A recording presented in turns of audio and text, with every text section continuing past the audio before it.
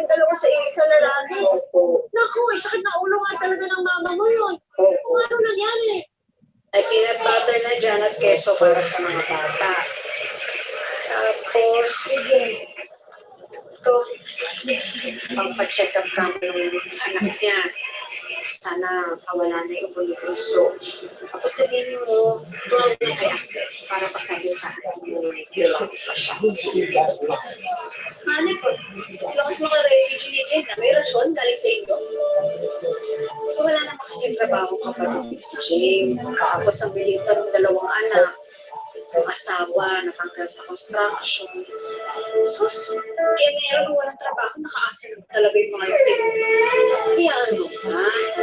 Swerte ka, wala kang pamilya, may trabaho ka. Ako na ang nanay mo. Dapat dyan, yan ang kudirang ina-award. Hindi tayo. Dapat binibigay lang kay nanay. Puto-puto ina-award. Okay. Magiging ina ka rin balang araw. Mararanasan mo kung paano ang mag-isang nanay.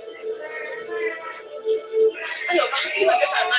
Hindi ko nga alam. Hindi ko alam. Wala akong alam. Wala akong alam. Ano nangyayari? Ha? Hello? Nay! Sila rin ni Ronnie! Hindi ko maintindihan. Hindi na kami magkasama ni Ronnie kanina. Hindi ko nga maintindihan kung ano na kami pinagsabay eh. Kasi si Ronnie, hindi rin alam na magkapatid kami. Walang nga pala yun eh. Demonyo! Mapapatay ko yung lalaking yun. Alam mo, ako yung unang nakilala ni Ronnie, hindi naman ikaw. Ako! At siya sabi sa'yo na una ako, may sena ka lang, kami ba ako kami? Ang kapal din naman ako! Ikaw, alam mo na, ikaw lang yung makawa sa Ronnie! Hindi ka!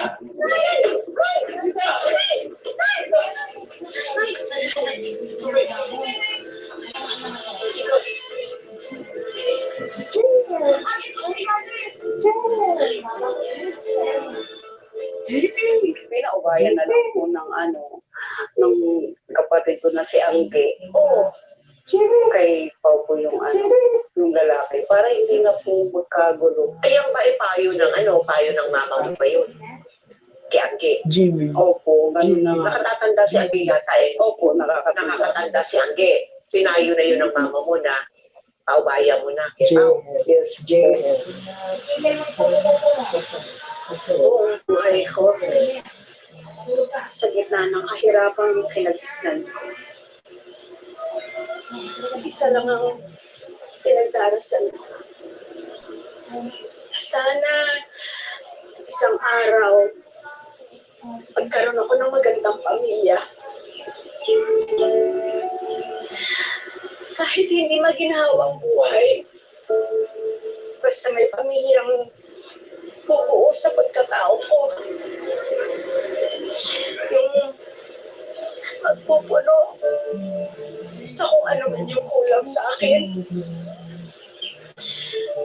Yung magpaparamdam ng pagmamahal at magpapahalaga sa akin bilang asawa. Ina, kilala ko ang tatay niyo.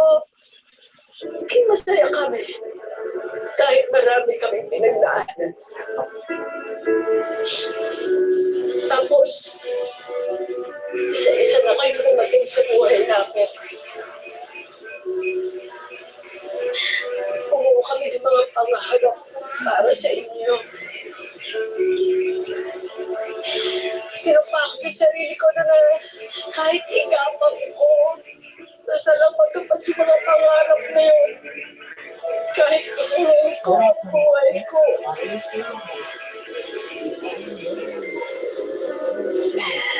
Pero ang lungkot-lungkot. Pero hindi yun ang mga nangyayari. Right now. Sakit-sakit dahil dala-dala ko kayo lagi. Dahil kayo, lahat kayo makasarili. Lahat kayo mag-aamon sa pagbibigay ng pagmamahal sa amin ng tatay niyo.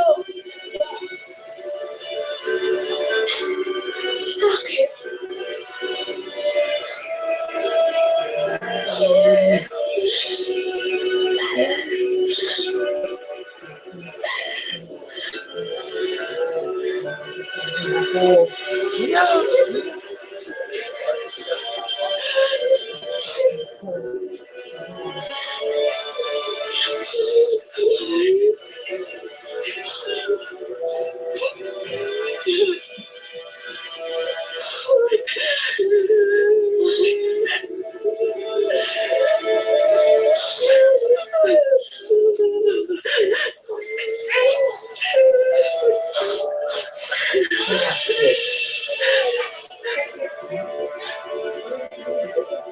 Ano naging epekto ka na ng pandemic sa mama mo? Sobrang hirap mo din kami. Kasi nung wala po trabaho. Ay, hindi na nga pala kasi makalabas yung pandemya. Oo, dahil nawalan na siya ng hanap buhay. Halo-halo na rin po kasi yung naiisip niya po. Sobrang depressed. Tahimik po, sobrang si mama hindi na po nakikipag-usap. Tapos di rin po, yung ibang-iba na po siya nun. Pag hindi po siya makausap ng maayos. Na na lang po ni Papa na yun na mapapakamatay po si mama. Ano dapat ang Yung baby kick po. magbibigti?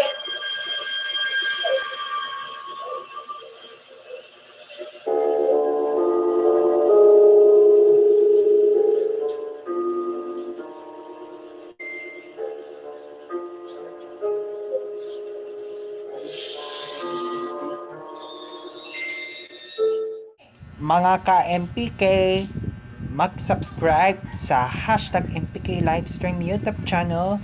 I-click natin ang subscribe yung channel. Pagkatapos, i-click natin ang notifications bell na below.